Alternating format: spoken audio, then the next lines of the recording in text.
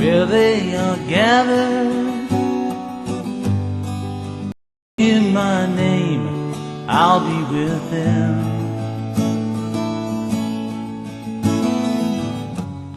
Although you are scattered,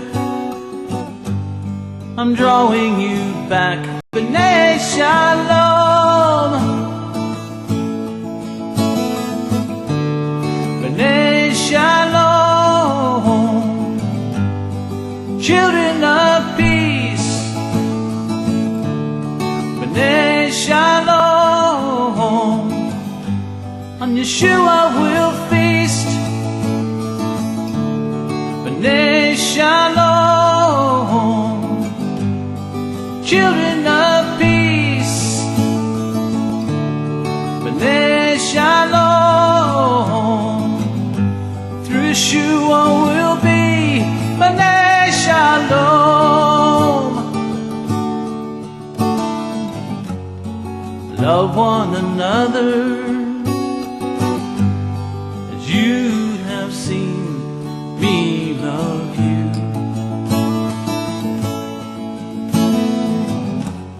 My sister, my brother,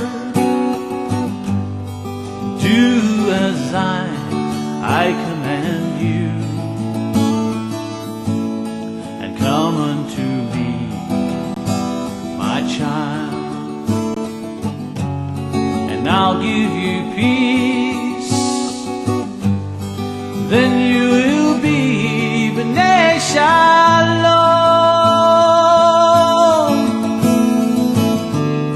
B'nai Shalom, children of peace. B'nai Shalom, on Yeshua will feast. B'nai Shalom, children of peace. B'nai Shalom, through Yeshua will be. B'nai Shalom, children of peace. B'nai Shalom, children of peace.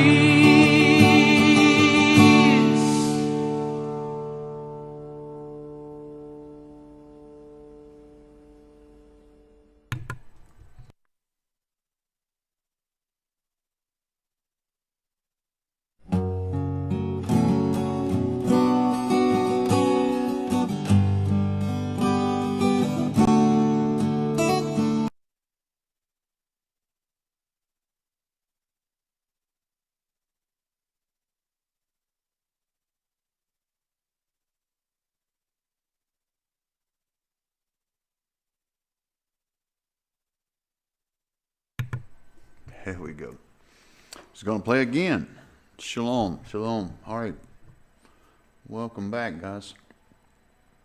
We are going to be doing a reading tonight from the book of Enoch. When I got a copy of it, thankfully, just so happens, Johnny Buss from Facebook, I got the PDF of Enoch or Hanach in Hebrew that we'll be reading from the Hallelujah Scriptures. Welcome, welcome.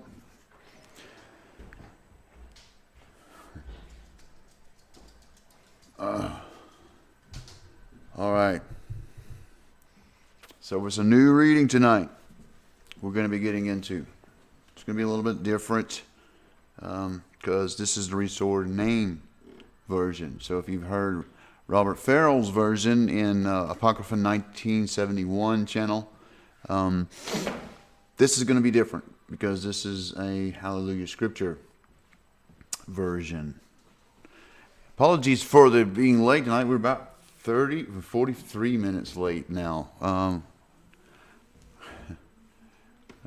Life on the farm, guys. We had things we had to get through. Meals. Uploading a video. Yeah, still uploading now. So I'm surprised we're streaming. Let's take a look. 94% still going on there. How's the sound? Shalom, shalom. Can I see? I want to be able to see some of the chat there. Let's see if I can move this stuff out of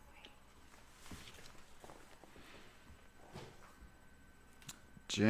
James, welcome. Welcome, Tara. Shockway. Okiag. Shalom, welcome. And I'm wearing a shirt a sister had made for me over a year ago, Sister Beverly. The Bible code has been cracked. I'm wearing your shirt, sister. I have it still. Yeah. I'm seeing people messaging me from over at Facebook. Come on over to YouTube. We're about to get started on a new reading. It's really exciting. You know why? Because Enoch tells us in the very beginning of it, guys, that it's written for this time. It's written for this time. And I pray that Yeshua and sends His Holy Spirit to open your eyes and your ears when you hear this. Apply it to our times and watch for a parallel with beginning of time and now, because that's what we're dealing with, both ends here. All right, because there's going to be some fallen angels in here that are talked about a lot. Now, they were put, at a certain point, bound up. We find this in Revelation. Again, a book about judgment and fallen angels. Holy angels too, Michael and Gabriel's mentioned. But my point is, with Revelation and Daniel, Enoch fills in a lot of gaps, guys, and you're going to see that. If you know Daniel in Revelation, like you should, you're going to see what I'm talking about. It fills in a lot of gaps, and a lot of things make sense. See, Enoch was the seventh man, and he was what's called the great scribe, the Sefer Rabbah, and he saw everything from the beginning to the end. Yahuwah showed him. The only human being in existence that got to see everything. He is, I believe, according to the codes. This doesn't say this in your Bible, but it mentions a man in white linen with an inkhorn at his side, and I believe that is Enoch. He is the one that goes and marks. He is also a witness to these crimes, to what these fallen angels did. See, Yahuwah took him so he wouldn't be corrupted and murdered, because he's a witness. So he's put in the witness protection program on the highest level. Literally, that's the truth. And I believe he will be coming back with Elijah, because he will be testifying against these fallen angels and against the evil in the world, because it will be like what? The times of Noah, just like the days of Noah, like Yeshua said. And he said that for a reason, because it is. They are manipulating food. They are manipulating DNA in people. They're cloning. They're doing everything that was happening in the Genesis flood. And the reason Yahuwah destroyed the earth because of the wickedness, they're doing it again. And much worse. They're opening up pits to Sheol with CERN. And they're really poisoning with the chemtrails and doing evil and wicked things. So here we are tonight. We're going to be reading about this. Tav 144. Welcome. Shalom, sister. Awesome. We're going to kind of wait till people get in here. And I know some of you watching this in the archives are going to be like, get to the meeting of this meal. How's the mic? We sounding good? Nissa McDonald, welcome. McConnell, excuse me, my apologies. Beverly Foster, is she here? Tara, I see you speaking about her. She's the one that gave me the shirt. My sister, she is like a grandmother to me, very dear. Philip Hughes, welcome, brother. Welcome, welcome. It's good to see you all here. She is a sweetheart, firewater. Yes, Tara is saying Miss Beverly is a sweetheart, and she is. She indeed is. She is absolutely a lover of Yeshua.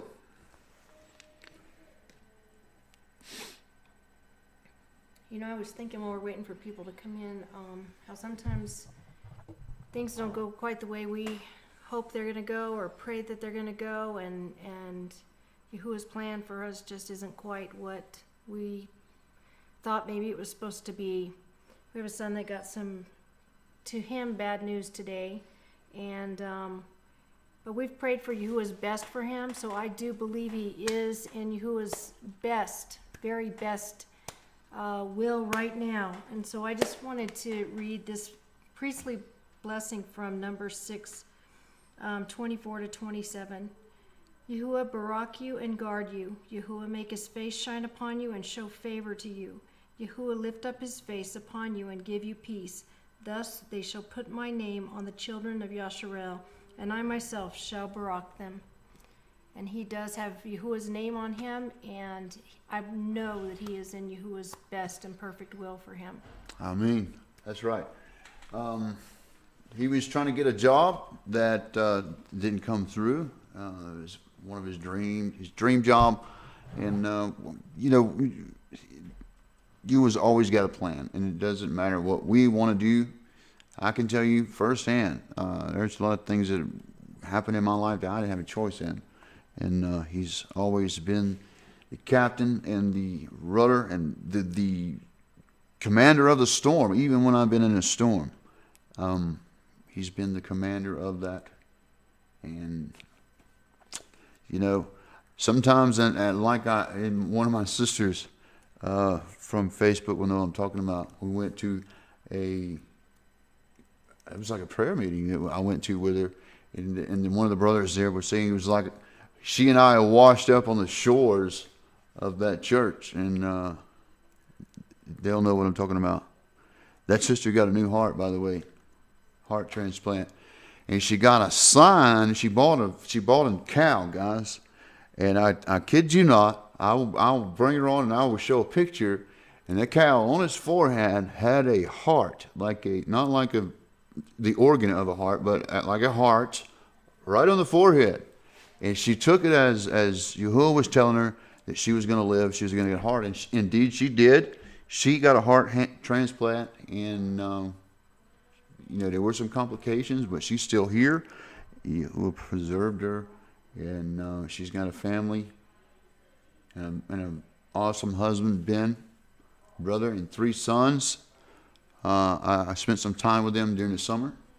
She invited me to come and decompress from everything that was happening to me, and I spent some time with that family, and it was awesome. She got a new heart, and I was there when she introduced me to her cow, and so there is indeed an interesting cow story.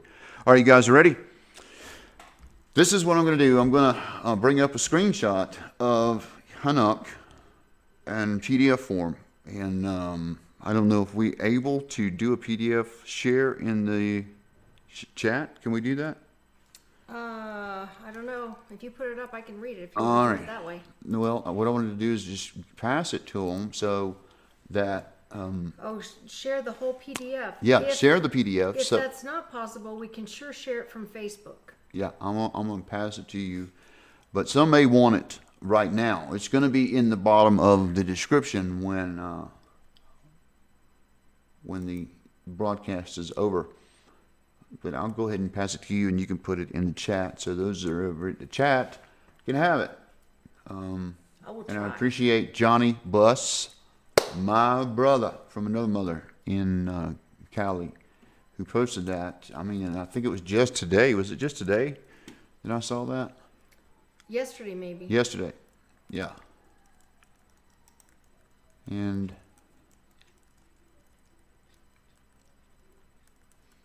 just a second, guys. The computer's running a little slow because we're screaming and I'm uploading and moving around the net as well on Facebook. So very limited speed right now. I just got a warning. My CPU was was about to crash. So if that happens, guys, I will get it back up and we'll start over at the YouTube live stream. So, Zat Hashem, that will not happen, and we will be able to continue. There you go, Darla. And I'm going to shut down Facebook because more windows open means lagging. So,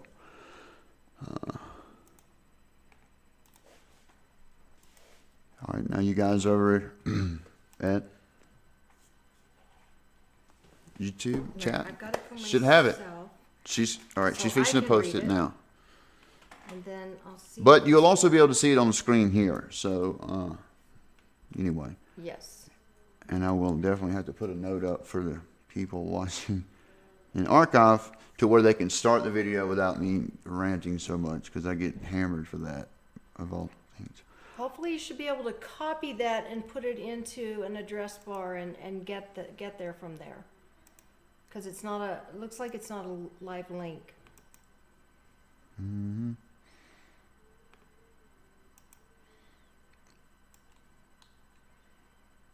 Here we go. Get another CPU. Look at there. All right.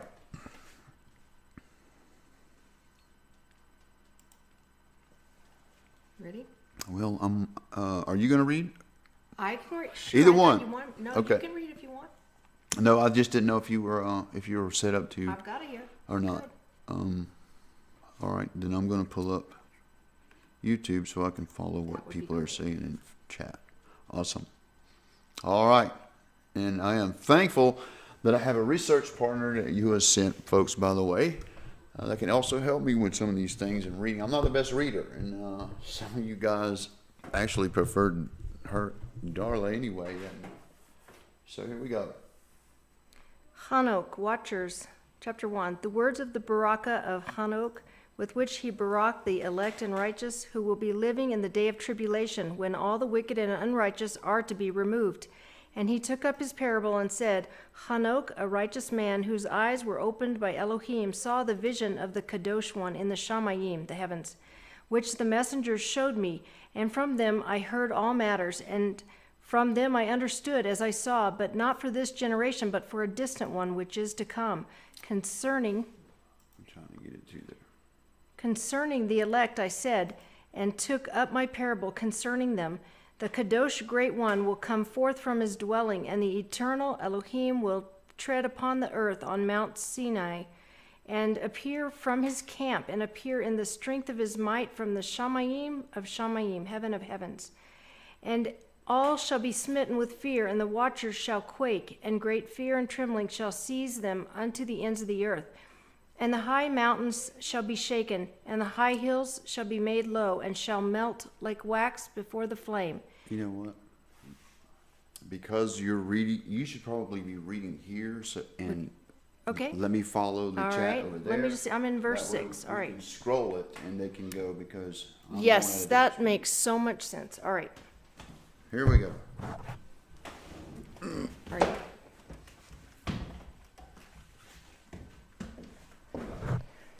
Okay. Find my way to verse 6, 7 here, and here we go. And the earth shall be completely torn in pieces, and all that is upon the earth shall perish, and there shall be a judgment upon all. But with the righteous he will make peace, and will protect the elect, and compassion shall be upon them. And they shall all belong to Elohim, and they shall be prospered, and they shall all be Baruch, blessed. And he will help them all, and light shall appear unto them, and he will make peace with them. And see, he comes with 10,000s of his kodeshim, his sanctified ones, to execute judgment upon all, and to destroy the wicked, and to convict all flesh, all the works of their wickedness which they have committed wickedly, and of all the harsh matters which wicked sinners have spoken against him.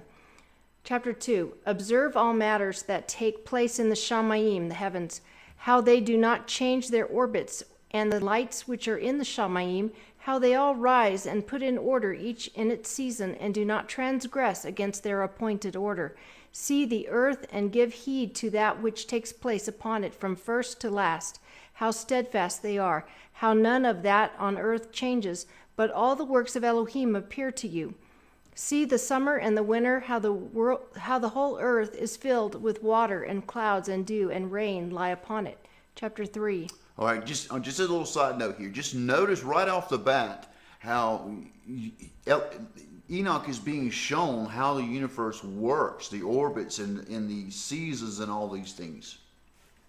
Chapter 3. Observe and see how all the trees seem as though they had withered and shed all their leaves, except 14 trees, which do not lose their foliage, but retain the old foliage from 2 to 3 years till the new comes. Chapter 4.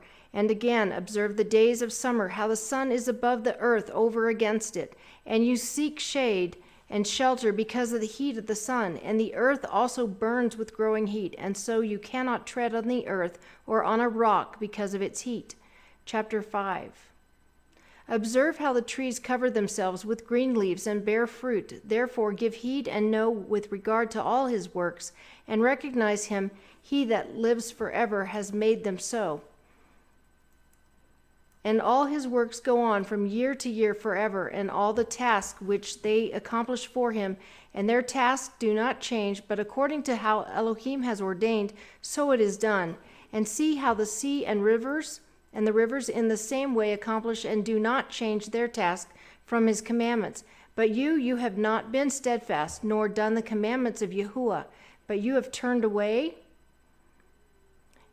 and spoken proud and harsh words with your impure mouths against his greatness. O you hard-hearted, you shall find no peace. Therefore you shall loathe your days, and the years of your life shall perish, and the years of your destruction shall be multiplied in eternal loathing, and you shall find no compassion.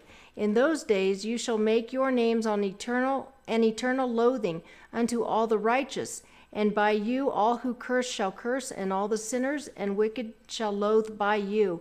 And for you, the wicked, there shall be a curse, and all shall rejoice, and there shall be forgiveness of sins, and every compassion and peace and patience, there shall be salvation unto them, a pleasant light.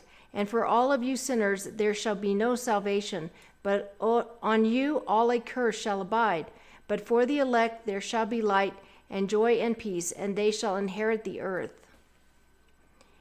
And then there shall be given wisdom to the elect, and they shall all live and never again sin, either through wickedness or through pride, but they who are wise shall be humble, and they shall not transgress again, nor shall they sin all the days of their high or life, nor shall they die or anger or wrath, but they shall complete the number of the days of their high, and their lives shall be increased in peace, and the years of their joy shall be multiplied in eternal gladness and peace all the days of their life.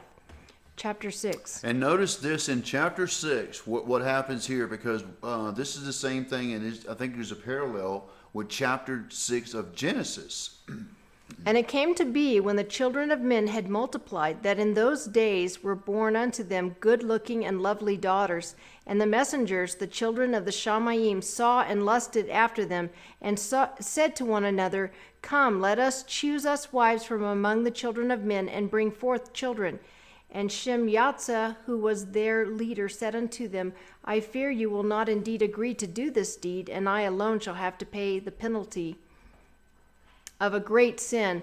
And they all answered him and said, Let us all swear an oath, and all bind ourselves by mutual curses, not to abandon this plan, but to do this matter. Then they all swore together and bound themselves by mutual curses upon it. And they were in all 200 who descended in the days of Yered on the summit of Mount Hermon, And they called it Mount Hermon because they had sworn and bound themselves by mutual curses upon it. And these are the names. All right, and let's not recite these names, but you can see these names on the screen there. We're not going to recite these names, but you can see them there. We will go on to chapter 7 and continue on. So it says in the last verse, those names are the chiefs of tens. Right. We did not want to be invoking any names of fallen angels here. So chapter 7, and all the others together with them took unto themselves wives, and each chose one for himself, and they began to go in unto them, and to defile themselves with them. And they taught them charms and enchantments, and the cutting of roots, and made them to know plants, and they became pregnant, and they brought them forth great giants, whose height was 3,000 ells, who consumed all the acquisitions of men. And when men could no longer sustain them, the giants turned against them and devoured mankind. And they began to sin against birds and beasts and reptiles and fish, and to devour one another's flesh and to drink the blood. Then the earth laid accusation against the lawless ones. I would just say, I don't know, is it okay to say Azazel? Well, I don't know how to do it without, I don't know how to read it without. I would just say Azaz taught men. I wouldn't use the basic word there on the back end of it, El, which is from Yahuwah. We don't have to attribute that to this fallen angel. So Okay. just being cautious, not being superstitious or anything like that, folks. But I do know when I did the Abaddon table and I said all the names of those fallen angels, that I had a really rough week that week in Dallas. So I'm not going down that road again. All right, so I do know that this is spelled with an I in Zion. So, and I in Zion taught men to make swords and knives and shields and breastplates, and made known to them the metals of the earth and the art of working them, and bracelets and ornaments, and the use of antimony, and the adorning of the eyelids, and all kinds of costly stones, and all coloring tinctures. And there arose much wickedness, and they committed whoring, and they were led astray, and became corrupt in all their ways. This Shem one taught enchantments and root cuttings, and this Arm one taught the resolving of enchantments, and this Barak one taught astrology, and this Kokabel one the constellations.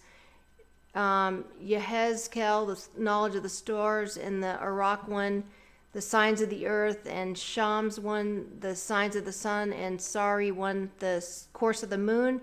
And as men perished, they cried, and their cry went up to the Shamayim, the heavens.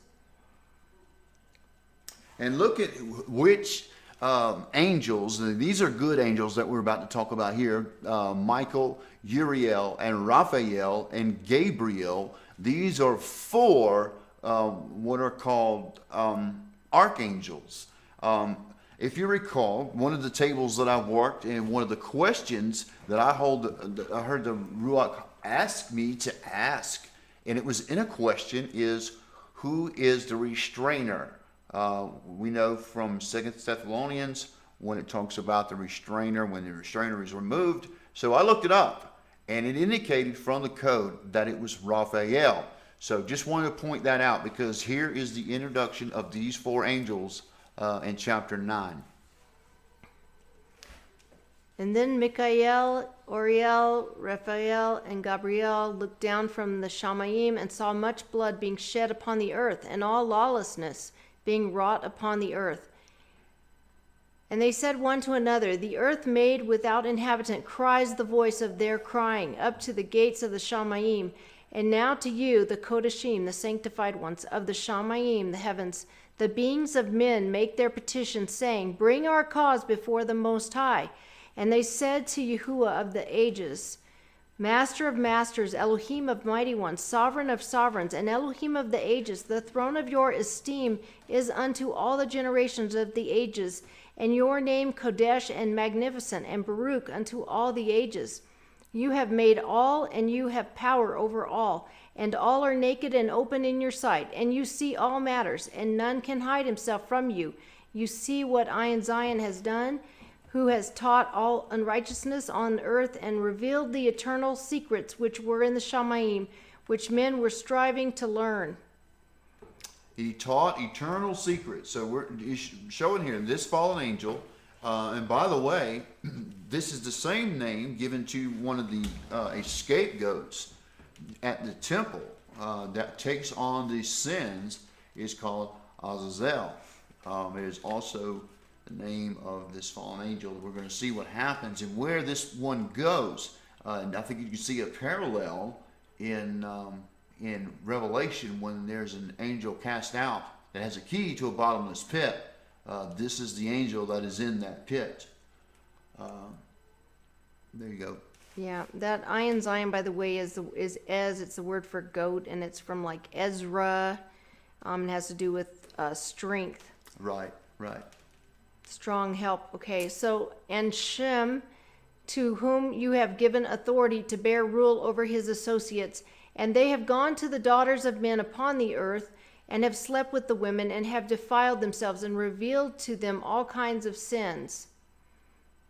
And the women have borne giants, and by this the whole earth has been filled with blood and unrighteousness. And now see, the beings of those who have died are crying and making their petition to the gates of the Shamayim, and their lamentations have ascended, and cannot cease because of the lawless deeds which are wrought on the earth. And you know all matters before they come to pass, and you see these, and you allow them, and you do not say to us what we are to do to them in regard to these. Chapter 10. Then said the Most High, the Kadosh and Great One, spoke, and sent Oriel to the son of Lamech, and said to him, Go to Noach, and tell him, in my name hide yourself, and reveal to him the end of that is approaching, that the whole earth will be destroyed, and a flood is about to come upon the whole earth, and will destroy all that is on it. And now instruct him that he may escape, and his seed may be preserved for all the generations of the world. And again Yahuwah said to Raphael, bind... Listen, all right, now look what happens right here.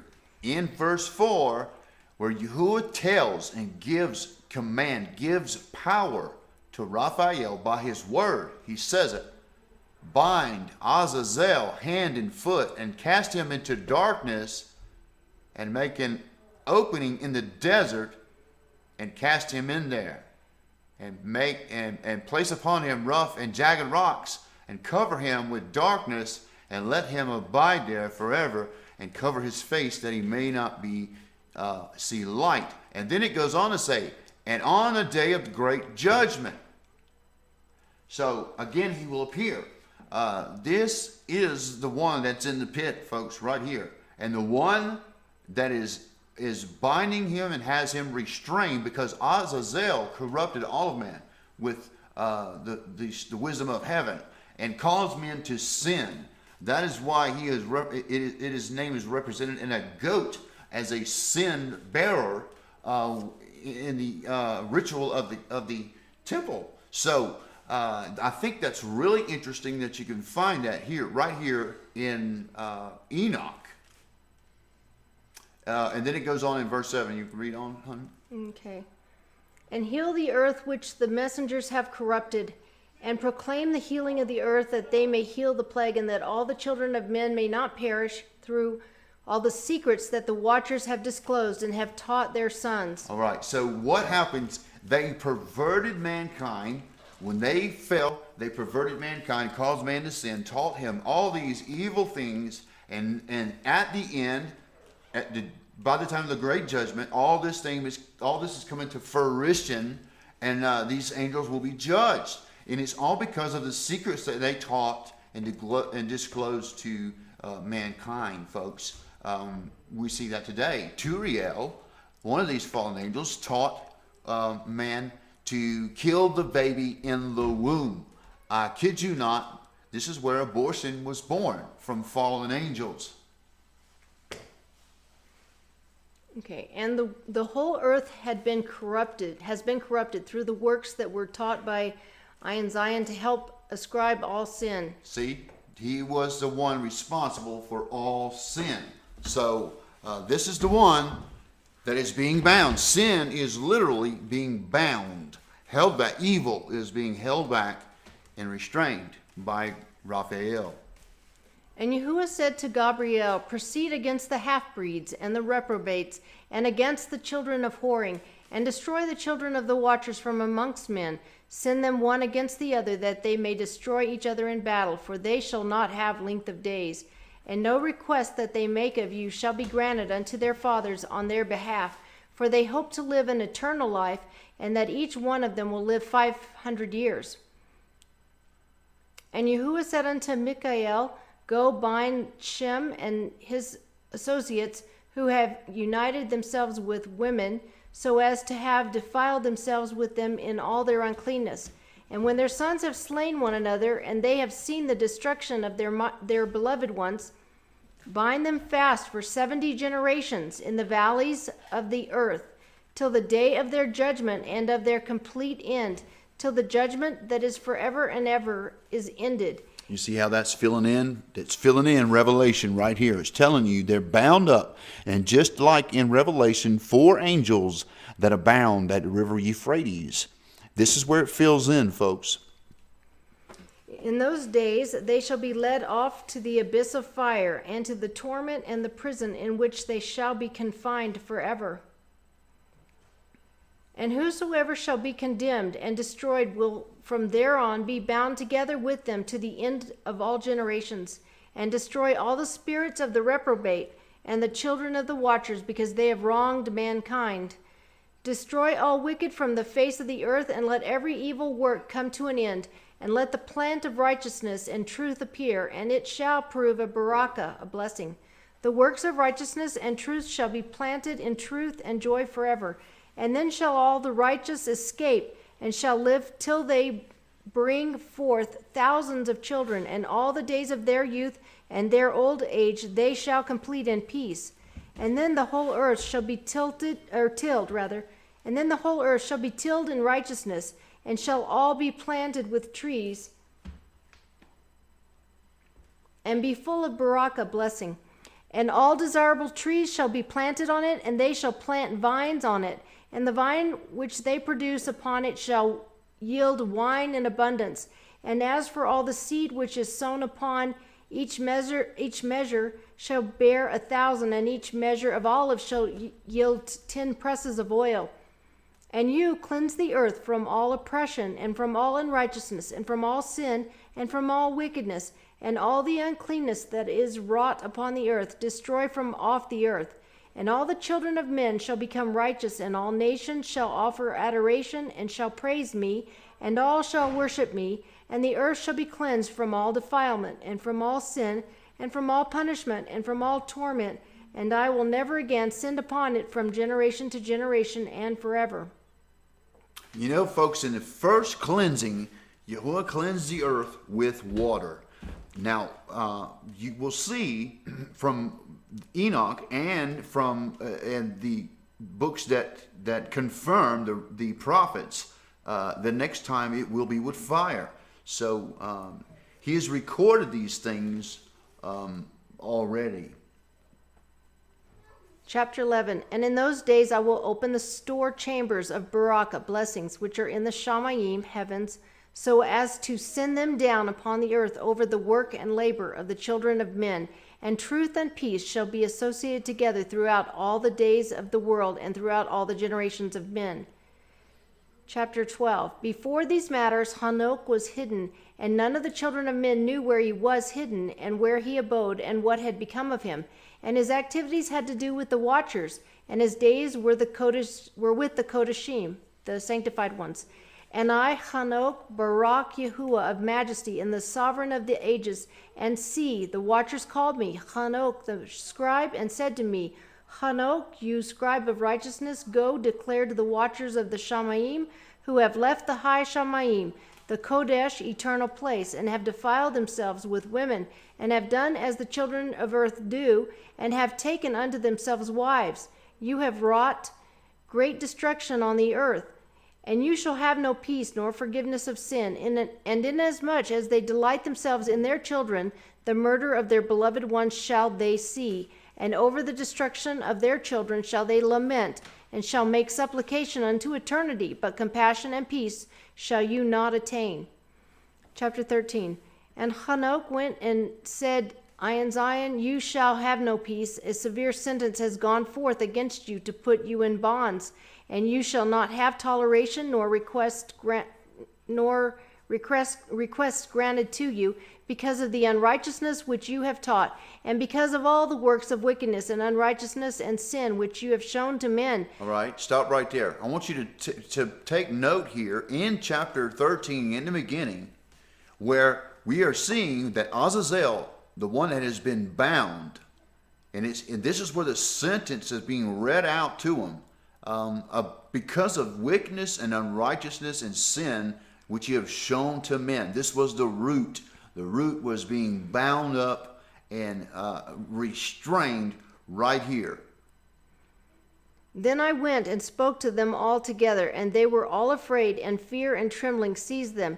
And they pleaded with me to draw up a petition for them, that they might find forgiveness, and to read their petition in the presence of Yahuwah of the Shamayim. For from there on they could not speak nor lift up their eyes to the Shamayim for shame of their sins for which they had been condemned. Then I wrote out their petition and the prayer in regard to their spirits and their deeds individually, and in regard to their requests that they should have forgiveness and length. And I went off and sat down at the waters of Dan, in the land of Dan, to the southwest of Hermon. I read their petition till I fell asleep. And see, a dream came to me, and visions fell down upon me, and I saw visions of rebuke, and a voice came bidding to tell it to the sons of the Shamayim, and reprimand them. And when I awoke, I came unto them, and they were all sitting gathered together, weeping in a Beltsail, which is between Lebanon and Sineser, with their faces covered. And I recounted before them all the visions which I had seen in sleep. And I began to speak the words of righteousness, and to reprimand the watchers of the Shamayim. Chapter 14. The book of the words of righteousness, and of the reprimand of the eternal watchers, in accordance with the command of the Kadosh Great One in that vision. I saw in my sleep what I will now say with a tongue of flesh, and with the breath of my mouth, which the Great One has given to men to converse with and understand with the heart. And he has created and given to man the power of understanding the word of wisdom. So has he created me also, and given me the power of reprimanding the watchers, the children of the Shamayim. I wrote out your petition, and in my vision it appeared thus, that your petition will not be granted unto you throughout all the days of eternity, and that judgment has been finally passed upon you, even so will not be granted unto you. And from here on you shall not ascend into the Shamayim unto all eternity. And in bonds of the earth the decree has gone forth to bind you for all the days of the world. And previously you shall have seen the destruction of your beloved sons, and you shall have no pleasure in them, but they shall fall before you by the sword. And your petition on their behalf shall not be granted, nor yet on your own, even though you weep and pray and speak all the words contained in the writing which I have written. And the vision was shown to me thus. See, in the vision clouds invited me, and a mist summoned me, and the course of the stars and the lightning sped and hastened me, and the winds in the vision caused me to fly, and lifted me upward, and carried me into the Shamayim. And I went in till I drew near to a wall which is built of crystals, and surrounded by tongues of fire. And it began to terrorize me. And I went into the tongues of fire, and drew near to a large house which was built of crystals, and the walls of the house were like a mosaic floor of crystals, and its groundwork was of crystal. Its ceiling was like the path of the stars and the lightnings, and between them were fiery cherubim, and their Shamayim was as water. A flaming fire surrounded the walls, and its portals blazed with fire. And I entered into that house, and it was hot as fire and cold as ice. There were no delights of life therein. Fear covered me, and trembling took hold of me. And as I quaked and trembled, I fell upon my face. And I saw a vision and see, there was a second house greater than the former, and the entire portal stood open before me, and it was built of flames of fire. And in every respect it so excelled in splendor and magnificence and extent that I cannot describe to you its splendor and its extent. And its floor was of fire, and above it were lightnings and the path of the stars. And its ceiling also was flaming fire. And I looked and saw therein a high throne, its appearance as crystal, and the wheels thereof as the shining sun. And there was the vision of cherubim. And from underneath the throne came streams of flaming fire, so that I could not look upon it. And the greatest steam sat upon it, and his garments shone more brilliantly than the sun, and were whiter than any snow. None of the messengers could enter and look upon his face because of the magnificence and esteem, and no flesh could look upon him. The flaming fire was round about him, and a great fire stood before him, and none around could draw near him. 10,000 times 10,000 before him, yet he needed no counselor. And the most codeshim who were near to him did not leave by night. Let me see if I got that right. Nor depart from him. And until then I had been prostrate on my face, trembling. And Yahuwah called me with his own mouth, and said to me, Come here, Enoch, and hear my word.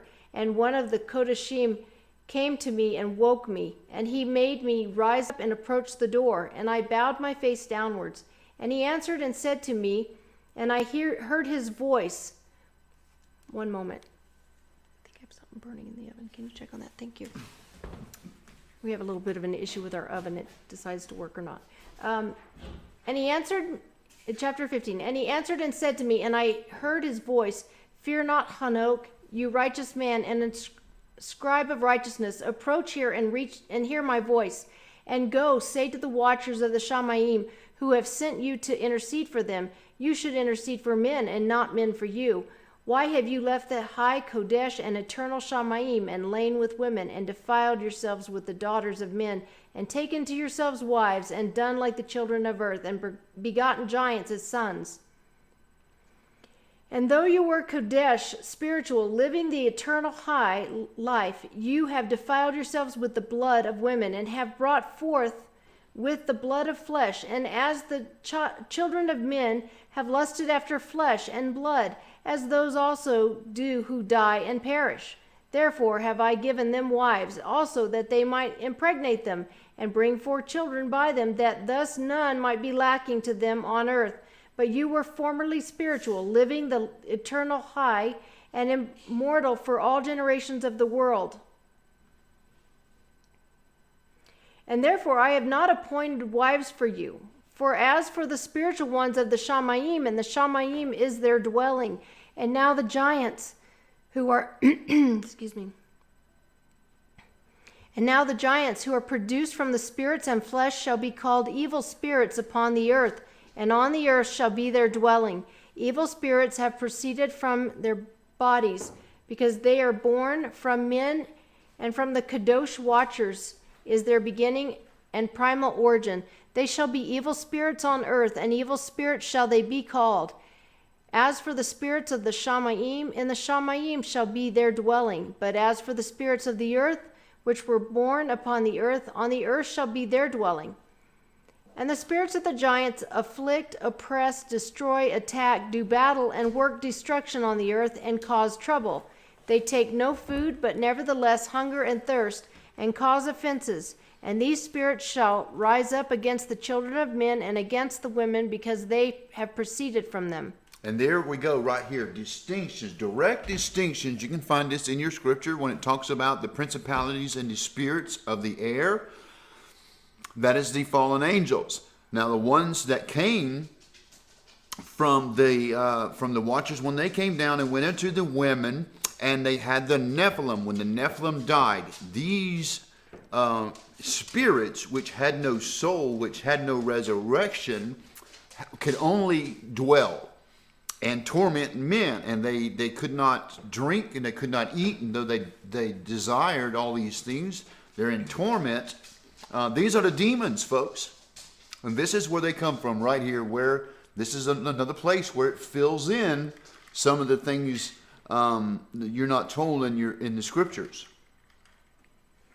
Chapter 16. From the days of the slaughter and destruction and death of the giants, from the beings of whose flesh the spirits having gone forth shall destroy without incurring judgment, Thus shall they destroy until the day of the complete end, the great judgment, in which the age shall be ended over the watchers and the wicked, even so shall be completely ended. So there is a time limit. There is a linear time limit that they have, that these evil spirits, that they will go around tormenting and causing trouble and doing wicked things, causing sicknesses and all these things. It will come to a complete end at a certain point. And now as to the watchers who have sent you to intercede for them, who had been previously in the Shamayim, say to them, you have been in the Shamayim, but all the mysteries had not yet been revealed to you, and you knew worthless matters. And these in the hardness of your hearts you have made known to the women, and through these mysteries women and men work much evil on earth. Say to them, therefore, you have no peace. So they betrayed Yahuwah. That's right. They did. Not only that, as we heard earlier in the text, they made a covenant with one another to defy the creator of the universe and to go against what he commanded and what he said. And they went down and mingled with the women and had hybrid offspring. And that is why in our scriptures, when people say, well, I don't want to serve a creator that says to kill all women and children and all the animals. Well, this is why. It's because they were tainted. They were Nephilim. Chapter 17. And they took and brought me to a place in which those who were there were like flaming fire, and when they wanted, they appeared as men. And they brought me to the place of darkness and to a mountain, the point of whose summit reached to the Shamayim. And I saw the places of the lights, and the treasuries of the stars, and of the thunder, and in the uttermost depths, where there were a fiery bow, and arrows, and their quiver, and a fiery sword, and all the lightnings. And they took me to the living waters, and to the fire of the west, which receives every going down of the sun. And I came to a river of fire, in which the fire flows like water, and discharges itself into the great sea towards the west. I saw the great rivers, and came to the great river, and to the great darkness, and went to the place where no flesh walks. I saw the mountains of the darkness of winter, and the place where all the waters of the deep flow. I saw the mouths of all the rivers of the earth, and the mouth of the deep. Chapter 18. I saw the treasuries of all the winds. I saw how he had furnished with them the whole creation, and the firm foundations of the earth. And I saw the cornerstone of the earth. I saw the four winds which bear the earth, and the firmament of the Shamayim. And I saw how the winds stretch out the vaults of the Shamayim, and have their station between the Shamayim and earth. These are the pillars of the Shamayim. I saw the winds of the Shamayim, which turn and bring the circumference of the sun and all the stars to their going down. I saw the winds on the earth carrying the clouds. I saw the paths of the messengers. I saw at the end of the earth the firmament of the Shamayim above. And I proceeded and saw a place which burns day and night, where there are 7 mountains of magnificent stones, 3 towards the east and 3 towards the south. And as for those towards the east, one was of colored stone, and one of pearl, and one of jacinth, and those towards the south of red stone. But the middle one reached to the Shamayim, like the throne of Elohim, of alabaster, and the summit of the throne was of sapphire. And I saw a flaming fire, and beyond these mountains is a region, the end of the great earth. There the Shamayim were completed. And I saw a deep abyss with columns of fire of the Shamayim, and among them I saw columns of fire fall, which were beyond measure, alike towards the height and towards the depth. And behold, beyond that abyss I saw a place which had no firmament of the Shamayim above, and no firmly founded earth beneath it. There was no water upon it, and no birds, but it was a waste and horrible place. I saw there 7 stars like great burning mountains, and to me, when I inquired regarding them, the messenger said, this place is the end of the Shamayim and earth. This has become a prison for the stars and the host of the Shamayim. And the stars which roll over the fire, and they which have transgressed the commandment of Yahuwah in the beginning of their rising, because they did not come forth at their appointed times.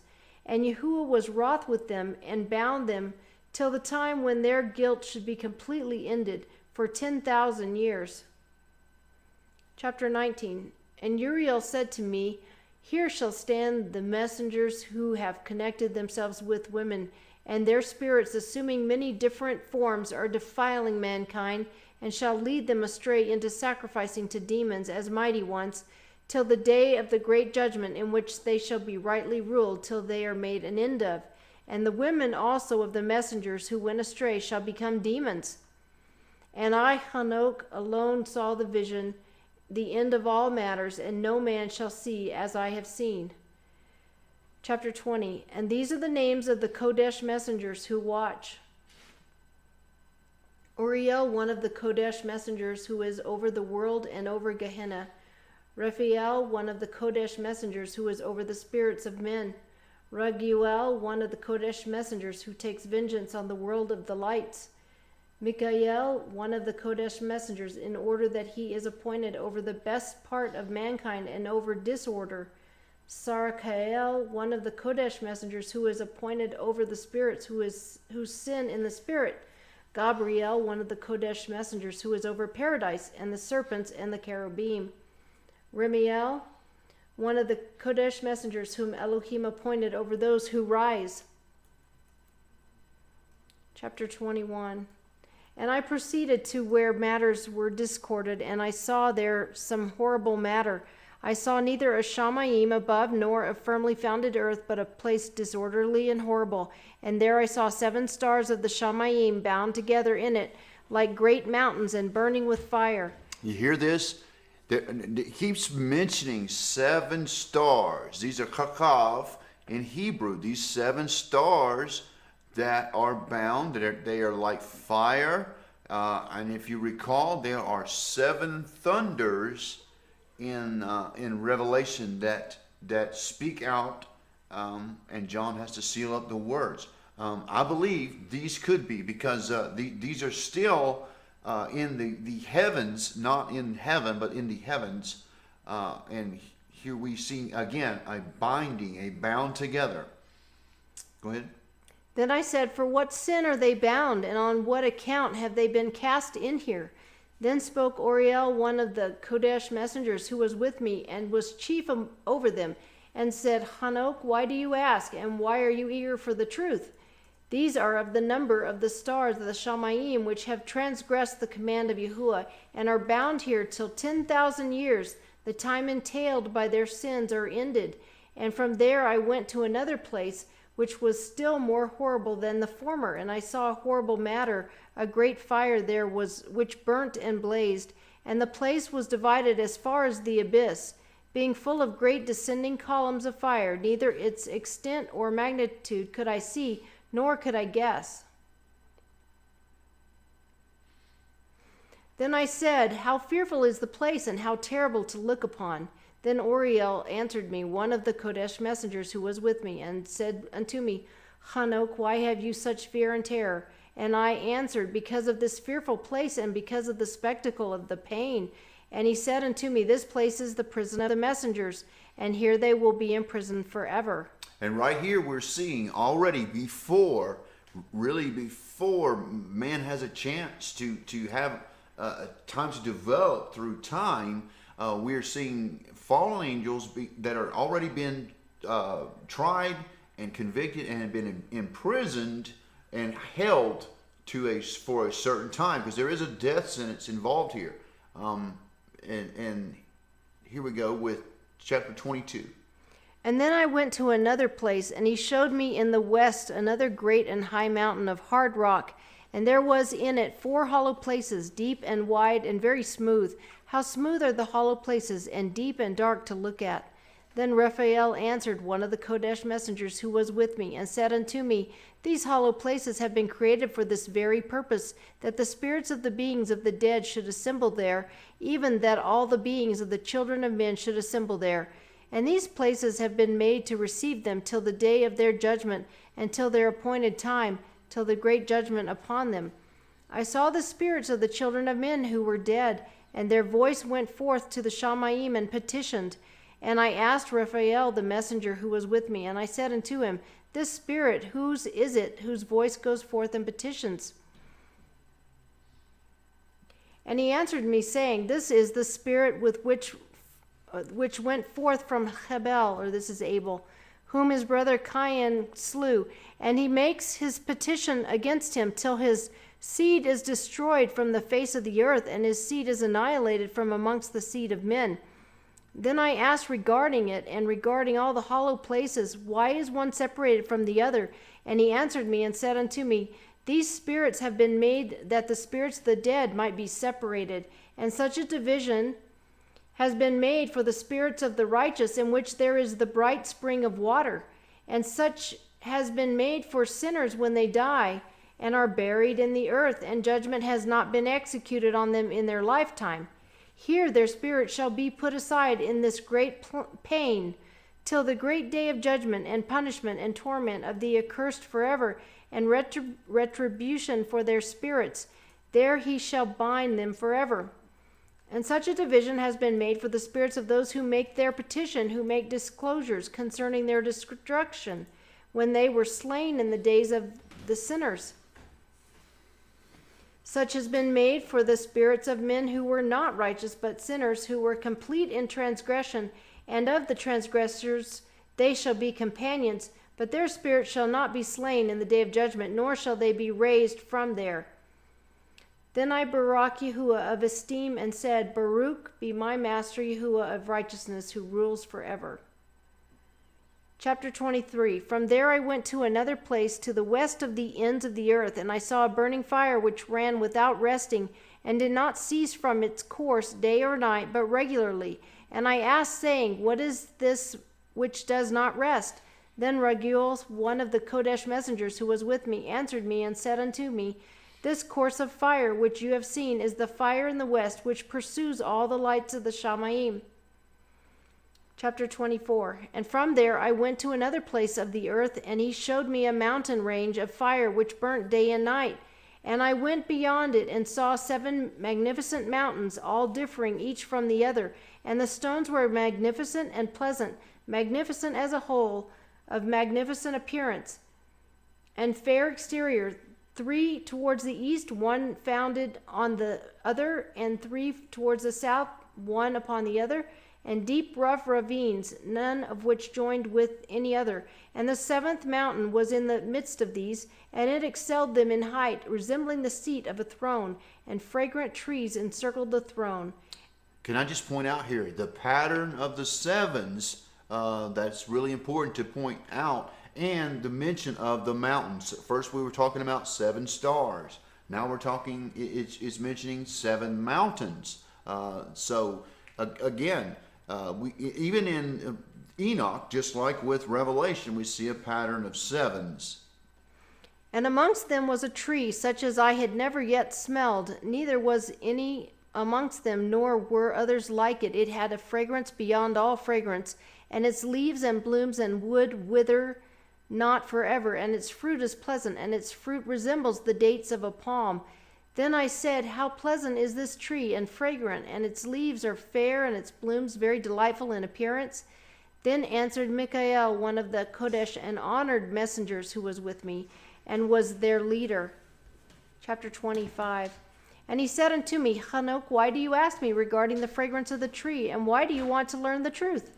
Then I answered him, saying, I want to know about all matters, but especially about this tree.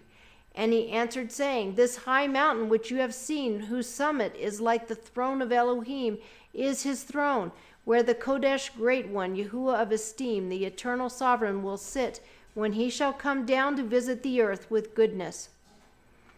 And as for this fragrant tree, no mortal is permitted to touch it till the great judgment, when he shall take vengeance on all, and bring to its end forever. It shall then be given to the righteous and Kodesh. Its fruit shall be for food to the elect. It shall be transplanted to the Kodesh place, to the Hekal or temple of Yahuwah, the eternal sovereign.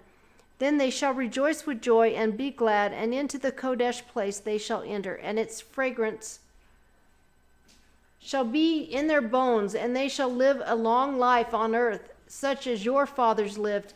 And in their days shall no sorrow or plague or torment or calamity touch them. Then I Barak the Elohim of esteem, the eternal sovereign, who has prepared such matters for the righteous, and has created them and promised to give to them. Chapter 26. And I went from there to the middle of the earth, and I saw a Baruch place in which there were trees with branches abiding and blooming. And there I saw a Kodesh mountain, a sanctified mountain. And underneath the mountain to the east there was a stream, and it flowed towards the south. And I saw towards the east another mountain higher than this, and between them a deep and narrow ravine, wherein also ran a stream underneath the mountain.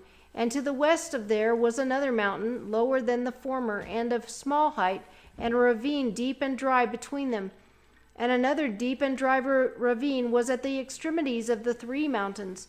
And all the ravines were deep and narrow, of hard rock, and trees were not planted upon them.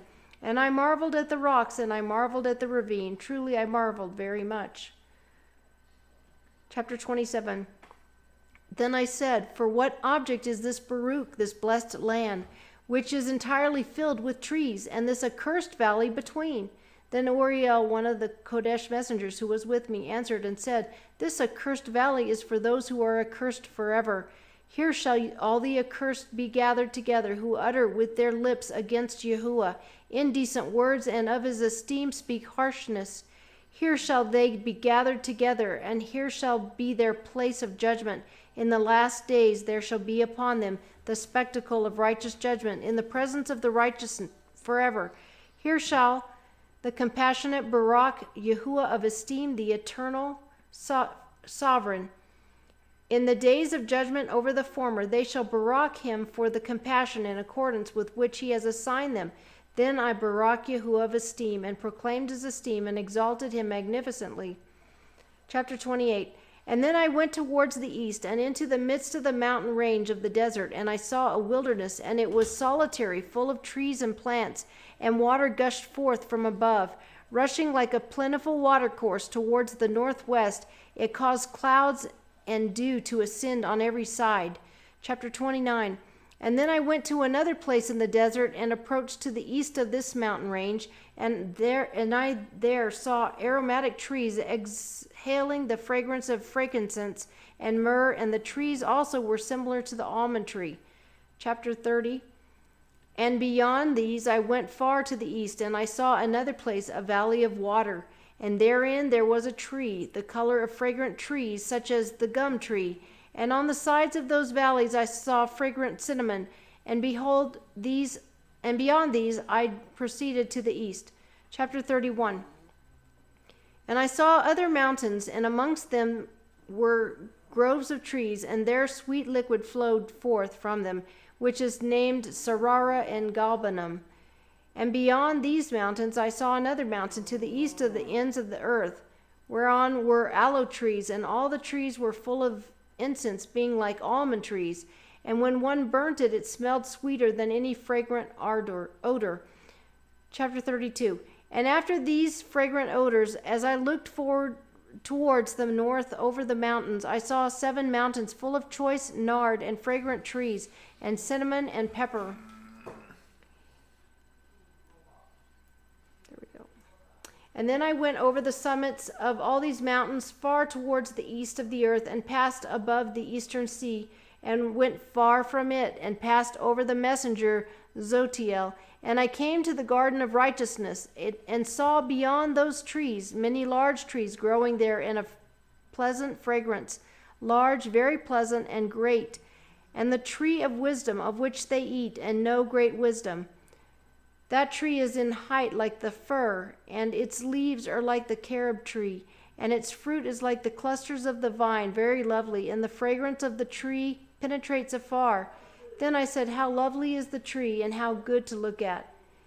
Then Raphael, the Kodesh messenger who was with me, answered me and said, this is the tree of wisdom, of which your elderly father and your aged mother, who were before you, have eaten, and they learned wisdom, and their eyes were opened, and they knew that they were naked, and they were driven out of the garden. Chapter 33.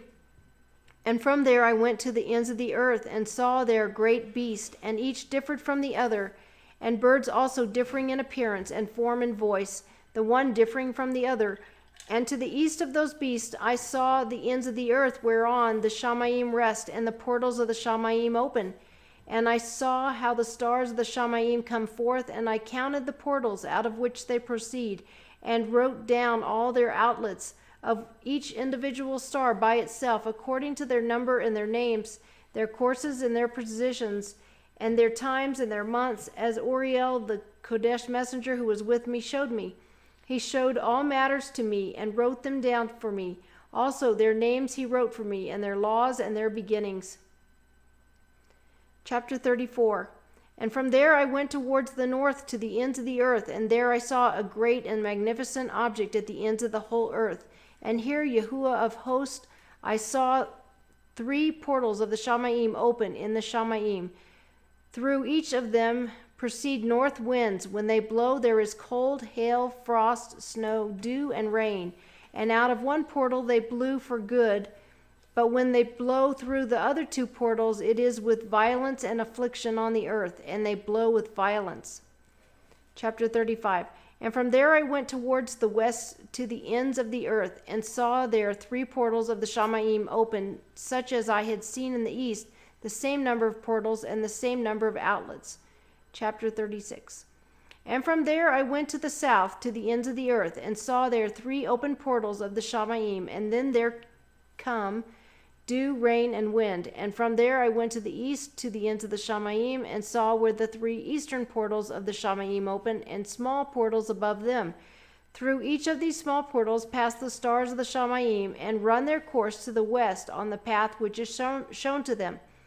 And as often as I saw, I barak always Yahuwah of esteem, and I continue to barak Yahuwah of esteem, who has wrought great and magnificent wonders, to show the greatness of his work to the messengers and to spirits and to men, that they might praise his work and all his creation, that they might see the work of his might and praise the great work of his hands, and barak him forever. Do you want to keep going? This starts the next section called the parables. What have we run? We've run, It's 9:51. All right. Well, I think this is a good place to stop right here. We'll Yeah. stop and go into the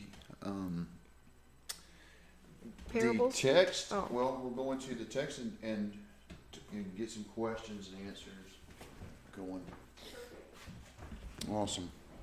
So we went 36 chapters in the Hallelujah Scriptures, and there is a discussion going on right now about Swedenborg, and yeah, it's okay as long as it don't get.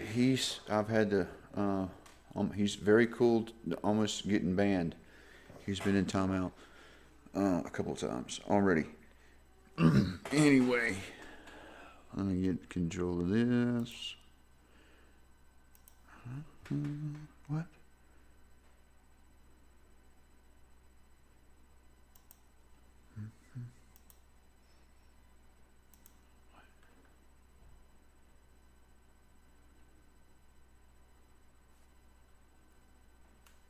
You're welcome, Mary, for reading. The necromancy person is gone.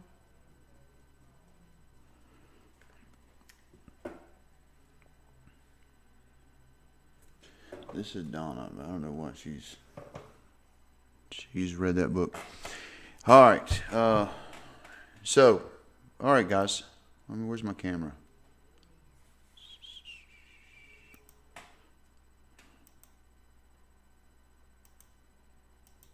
There we go. Took me a minute to find it. Shockwave says portals. Portals, yeah, these are gateways that he was seeing. He was seeing some really crazy stuff here in Enoch. Let's keep it to Enoch, guys, in the chat, and not Swedenborg or any of that stuff I've had to address. We're not here to debate whether it was legitimate things that he was, writing about. We're talking about Enoch and what he saw.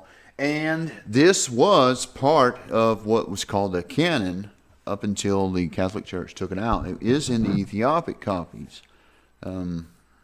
Enoch. He was also a relative of Noah down that line. And from Noah, and this is what's really interesting about this, is Yahuwah took a Gentile, a wild olive branch, which is Enoch, and from Enoch he pulls what? Noah. And out of Noah, 3 branches come from that, and he takes Shem.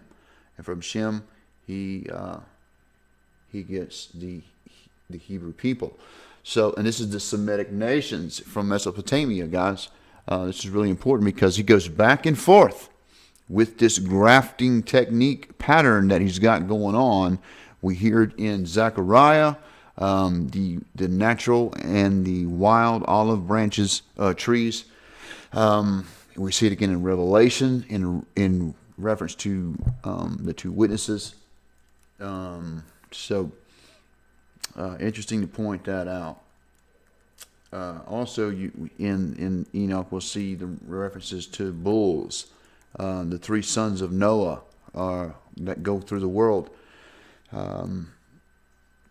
which will probably be coming up in I'm sure in a few more chapters. Yes, this is the Hallelujah Scripture version. And we did this because they had it in a PDF form, guys. And if not, you'd have had to get Trim's book from Amazon, which we could have read from, which is a good version. And they're virtually the same. And again, this is not like reading Scripture. So those of you going to try to hammer me and say, well, this is not from the Gospels or this wasn't included. No, this is strictly a study on what I believe is historical, just like Maccabees and Jasher and these other books were historical records. And talk about Essenes, this is one of the legitimate books that was in Qumran, the Dead Sea Scrolls. They felt it so important during those times to have it among their scrolls. So, and we know Yeshua and Peter, and I believe Jude, cited from the book of Enoch. And as far as that goes, I think Daniel kind of, like I said, Daniel and Revelation, when it talks about the Ancient of Days and the Son of Man, they go hand in hand. Son of Man coming on clouds with 10,000 of his saints. Yeah. One confirms the other.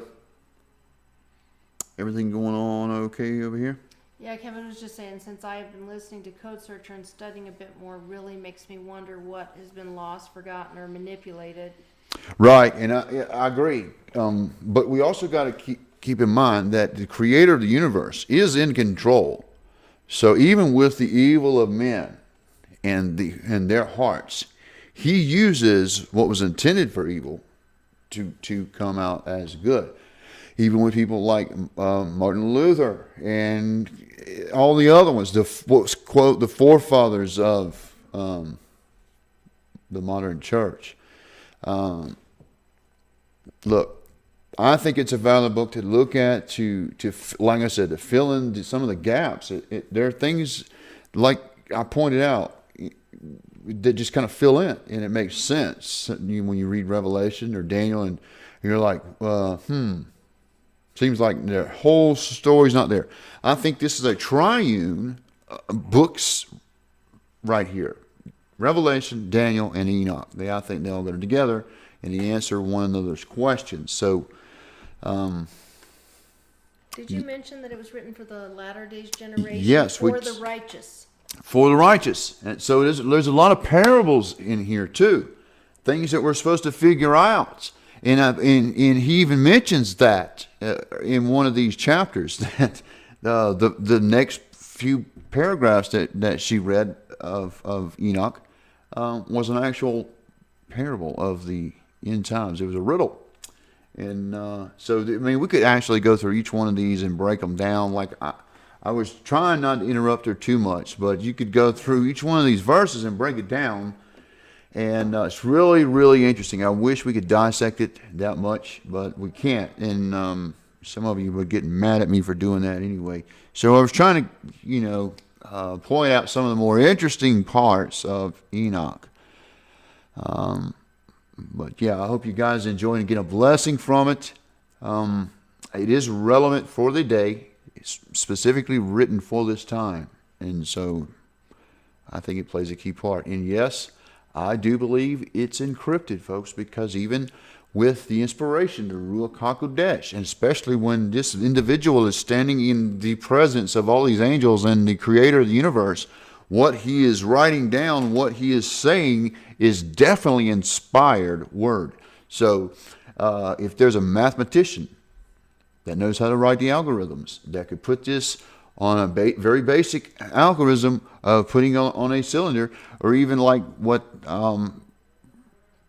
Eliyahu Rips is working on now, which is the cubed code program, which puts it in a cubed form. Email me. I would be really interested to see the outcome of it and search it, because I do believe there's a lot encoded in Enoch. It's just something that tells me that it is definitely an encoded book. Would it have to be done in Ethiopic? I think Hebrew is the intimate tongue of the Creator. Throw some rocks at me if you don't agree. What can I say? I do believe it's the intimate tongue of the Creator. It's the way he chose to spoke to Moses. He could have spoke to Moses in Chinese and revealed the Torah in Chinese. Why? He did it in Hebrew because that is the tongue of heaven. It is the heavenly tongue. And so what happened was he took this band of people, 11 million strong at Sinai, and gave them his identity. He gave them his tongue and his identity and called them by his name. So, Hebrew, I would think, would be the language I would like to see it as a code program. First off, simply because Greek is really Greek to me. I struggle with the Greek version of the code program. Some of you, are picking it up really well and searching Revelation in the Greek. I can't pick it up that well. That's the Hebrew version for me. So, yeah. Bible code now at yahoo.com for any mathematician that can put Enoch. And it's going to take some time because each one of the letters has to be itemized with a position corresponding to the text. What's called wow, I wish I had Chris here. He knows exactly what I'm talking about. But it's like a GPS position in the grid or the matrix. It has a specific number each letter, and that has to be all calculated. Any one problem, any one mistake, and it won't work. But yeah, it'd be interesting to see it for sure. What do you got? My guess says, was Enoch really a Gentile even for Elohim's covenant with Abraham, and how does that work? Absolutely was a Gentile. He was the seventh from Adam. He was the seventh man. There again, the pattern of seven. I can't point it out enough. You see it over and over and over again. It's like he's trying to tell us something with this pattern. You see it in Revelation 7, 7, 7, 7. Seventh man, seventh Gentile, and you see through his generations, when this pattern of seven, he's setting up the Shemitah Jubilee pattern.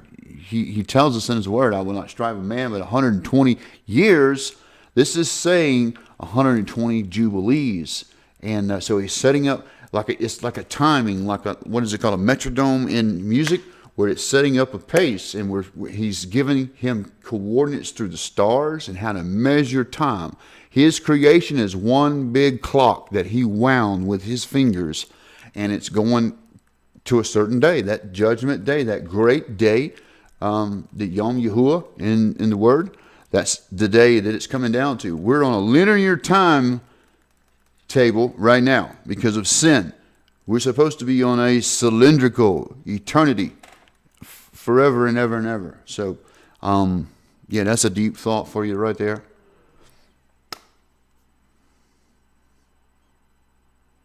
So, I don't know why he chose Enoch, guys. Except that he was righteous, and of course Noah came from him, and then he pulled the three sons, and from the three sons he got Shem, and from Shem the Semites or the Shemites of Mesopotamia. And why you have Sumerian clay tablets talking about, and over 300 accounts of the flood event from these Semites from Mesopotamia all had the same story because they all had the same father. That's why Noah was their father. Okay, codesearcher, please expound on the historical lineage of Enoch and how he blends the Gentile into the Hebrews. I have a different perspective on what Gentile means than I think you do. Yeah. There is the meaning of nations, but what I was taught it means is those who don't keep the Torah. Right, and there's different views on that, but I'm just going by what the sages say, and even, by the way, the Jewish people even read Enoch today. I seen a video talking about the mystery of the sevens from Jacob Mizrahi, and he talks about Enoch in this, and even the Shemitah in that lecture. So Enoch is, of not the Semitic line, and I got interjecting. It's spaghetti night, and I ate right before the broadcast, so I'm having. I probably should have Tums. Anyway, he is the father of the Shemitic line in where Noah came from, and I don't know why he chose him, but this is the thing: there was a perversion of the blood, and so imagine a cosmic shell game where the Creator of the universe has to keep hidden where this lineage is going to come from, because he has already told the enemy that the heel of the woman will bruise. How's it go? The heel of the one will bruise the head of the serpent. So he was looking for one to come, this Mashiach, that would take away the sins of the earth. And at the time he thought it was Moses. This is why he fought for the body of Moses. But we know who it was. It was Yeshua on the cross. And so this cosmic shell game is going on to purify the blood. These fallen angels that came down and they perverted everything, not only men, but animals and beasts and flowers and plants and things that they tried to manipulate, like they're doing today with the GMO stuff, Monsanto and all these companies, where they're trying to modify things for yield to get a greater yield, as if the Creator of the universe couldn't do a good enough job. They're doing the same thing with the birth of children.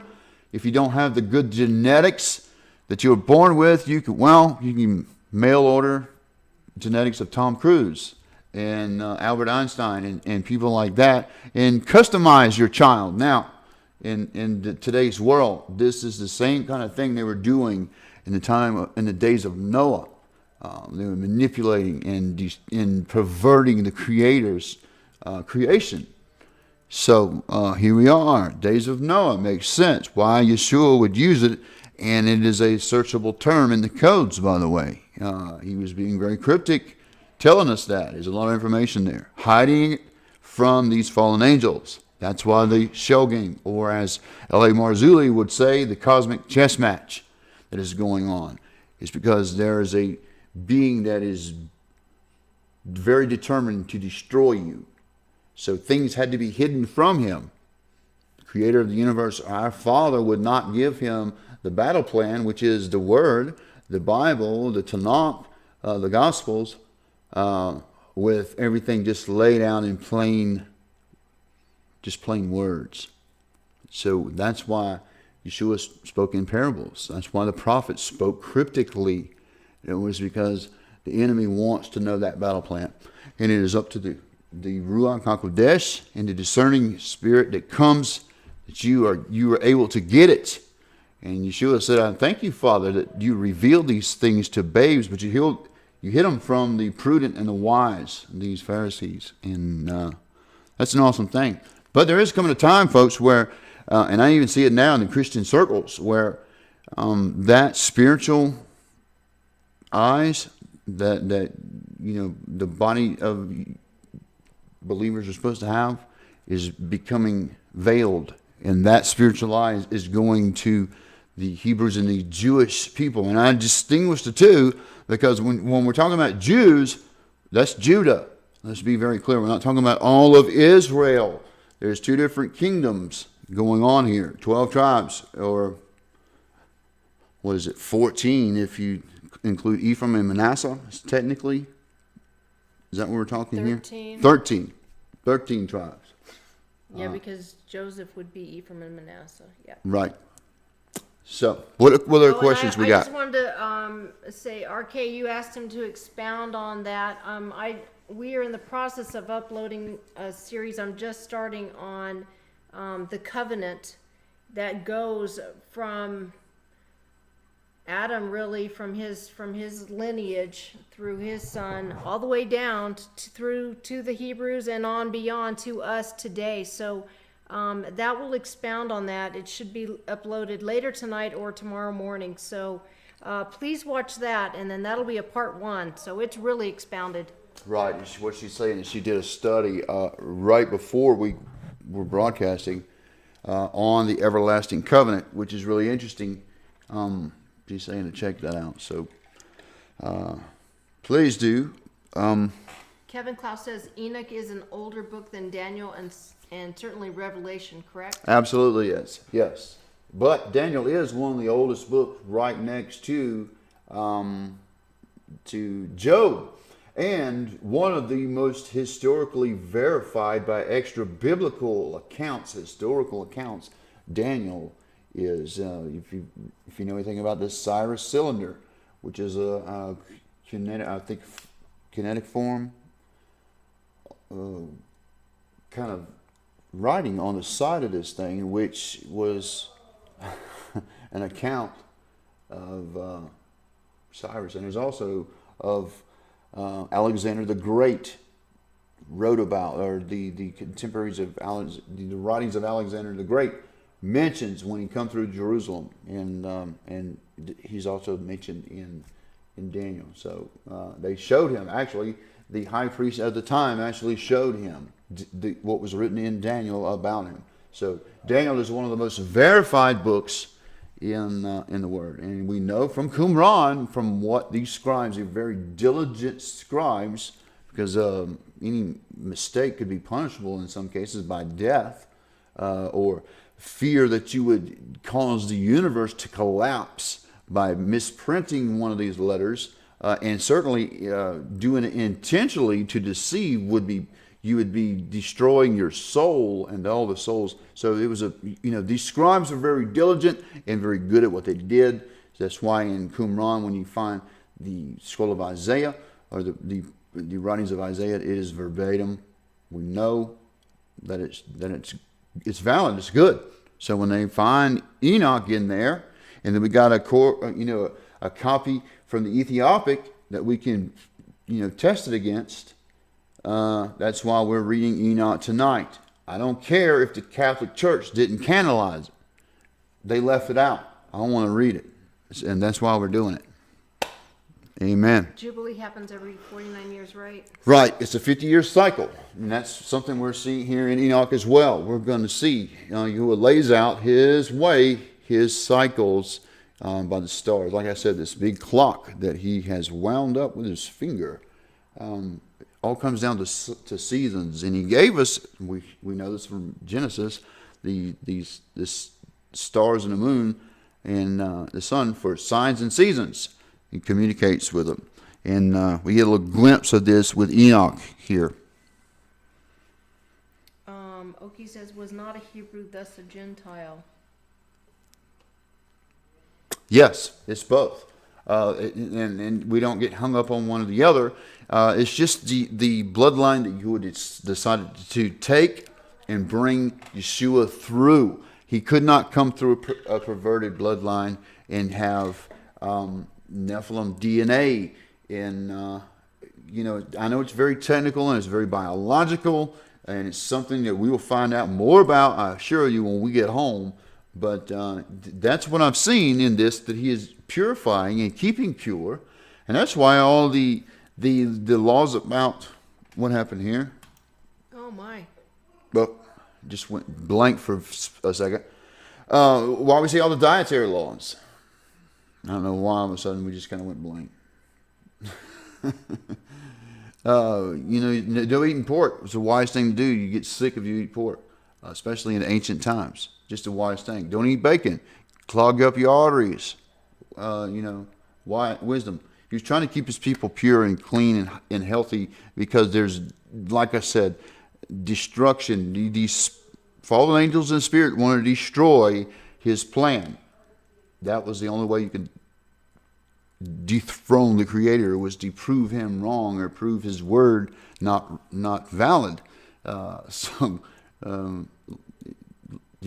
cosmic chess match is a good analogy from L.A. Marzulli. What else we got? The last Jubilee was 1966, 1967. This was when Jerusalem was taken by Israel? And that is a very good question. And I think that's what I believe the Father is trying to get our attention with the blood moons and all these things, is to calibrate the calendars. Because I was just in a conversation earlier today with someone about the Passover and the 3 different versions that we have. The Orthodox have added another month this year called Adar Bet, and so this is throwing everything into April 23rd. We actually celebrated Passover this month, and we did it according to the moon, and the same week we had 2 comets. We also had a solar eclipse, so we looked at it, especially when they find barley that's ripe. We looked at it as the right time. So, and I'm pretty sure they added an Adar Bet last year. I don't know, so there seems to be a bit of confusion even among the Messianic and Orthodox sects, as I've said before. So, nothing new. Hillel has been off by 24 hours for Yom Teruah the past 3 years. At least in this location. We didn't see it. I know some brothers were saying in Australia they didn't see it either. It was actually the next night. So calibration definitely going on. I know. He wants us to be on his calendar and be right and be in his Moedim, his appointed time, so that we're all in one accord. So we're just kind of reviewing some of the questions here, guys, so we don't leave anyone out. And by the way, I'm trying to put together, listen, and the reason why we're doing these teachings and readings, and someone called me tonight very concerned that I haven't done any tables here lately, and it's because I'm trying to have a broader format here at Codesearcher, because not everyone is interested in codes. However, if I can get them here by reading Enoch and talking about some of the prophecies and stuff, and then they see what's in the codes, then that's okay too. So we're thinking about expanding again to Wednesday nights, doing a live chat, tiny chat kind of thing, where you guys can come, and if you got questions, or you want to just fellowship, or you want to run something by me, or talk to me face to face, we can do that in Tiny Chat. They have the ability to host up to 12 cameras and video. We can cam up and talk up to, it's like 12, I believe, at the max. And the room holds up to 250 to 500 people or something like that. So there's a chat box to talk. I know Mary, Mary there, my sister I've known a few years, even from Tiny Chat. She's been asking, there's been several people who ask about the Tiny Chat thing. You'll be happy to know we're considering that. I do want to be more available to you guys. So you can always get me through the phone or email or something like that. So you can always, if we set a day, and every Wednesday at such a time, you can reach me and you can talk to me. That you can go straight there. We'll try that out and see how that is, and go from there. If it gets kind of crazy, we'll figure something else out. We'll do the live stream. If it gets to be more people than we can handle. Painter68, hello. I see your chat. It's working. And yeah, here in this live stream that we're doing, this working. I'm using the free version of this Splitcaster. I'm thinking about getting the pro version, which would probably allow or unlock some other features in this and allow me to do other things But we're all on a budget here, guys, and you know, we're on a farm. It's a working farm, and it's kind of like dormant right now because we got babies that are being fed with goat milk. So we're not making any products. However, we do have a surplus for those that want goat milk products, lotions and things. That's how we're making a living here, and we also get some donations, and we appreciate what you who sends through you guys, and make this a full-time ministry. I'm trying to make myself available as much as I can. That's why we're doing the tiny chat thing, so that, you know, people around the world, even if you you're not friends with me on Facebook, something like that, YouTube, Twitter, you can come to one place and interact with me.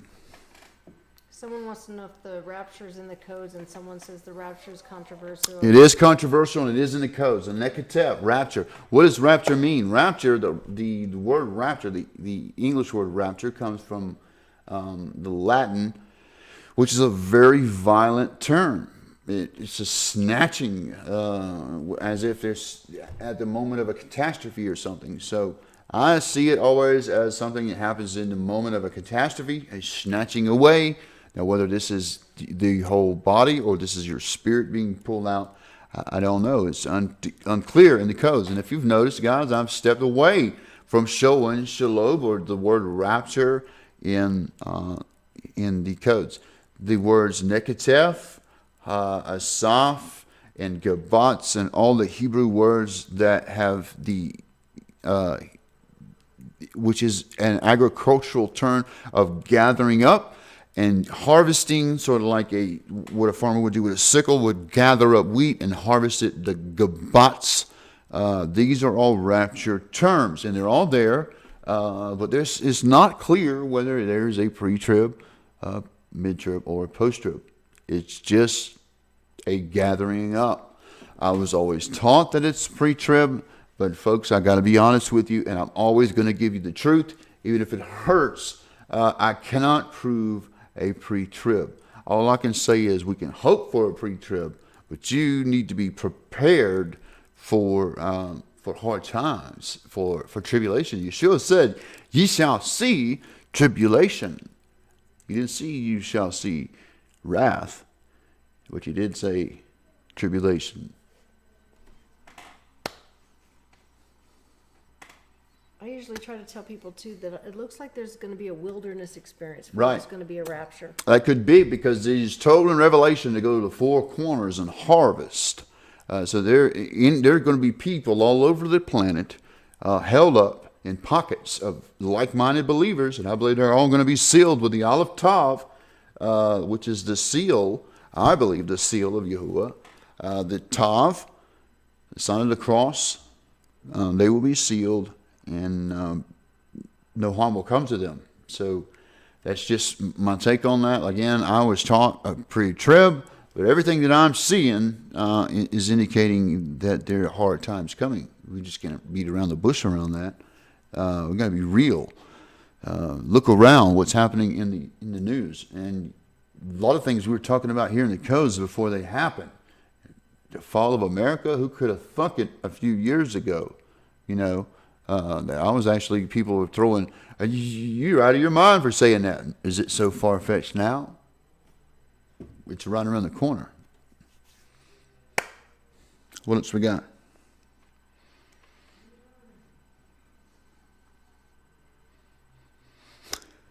Yes, the threshing floor, another agricultural idiom term.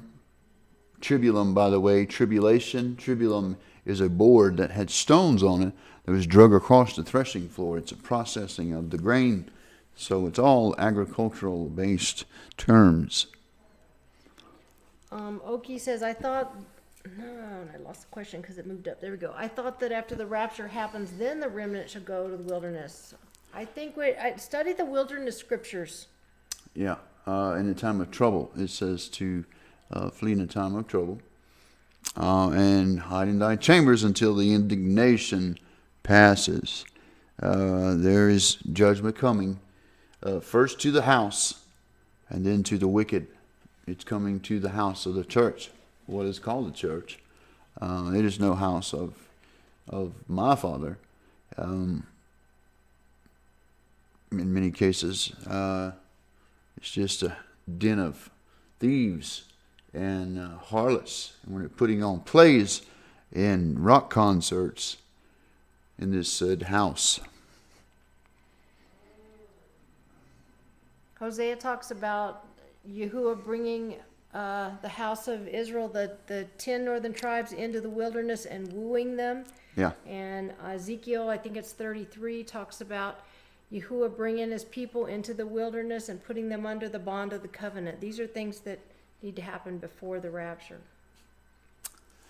All right, so if we don't have anything else, guys, we'll just we'll close it out, and we'll see you in the next video. And I promise I will try to get a table out. I am working on some projects with JD from Neptune Diaries over at Hagman and Hagman. Some ideas that I got about some videos that he's going to help me kind of choreograph, do some. He's far better than I at videography, and so he's going to help me. And we're trying with the new format and trying to better this channel for you guys to make it more appealing. You're looking at this old guy, as I was referred to by one YouTuber, the old guy. And my own friend the other day says, "Man, you look like Moses." Yeah. So, yeah. Anyway, we're trying to make it more appealing for you guys, so it's a more pleasurable experience at codesearcher channel. But anyway, I just want to make a shout out real quick to my 3 sons, Bailey, Casey, and Nolan. Your daddy loves you very dearly, and I miss you, sons. So, if that's not it, if there's not anything else, we'll see you next time. Next Saturday, at least, we'll be continuing on with chapter 37 in Hallelujah Scriptures, a book of Enoch. I pray Yeshua bless you and keep you, and he bless you and keep you in the wings, shadow of his wings. And we will see you next Saturday, guys. And if I can get a video out on the table, I will do that. I promise. So, with love, shalom. Play our song. All right, I'm being reminded I should play the song I'm supposed to be playing, which is on the name. So I will do that, guys. Hang on there. Let me just play this, and this is kind of a little hip-hop stuff. If my sons are watching, I'm sure my oldest 2 will like this. Here we go.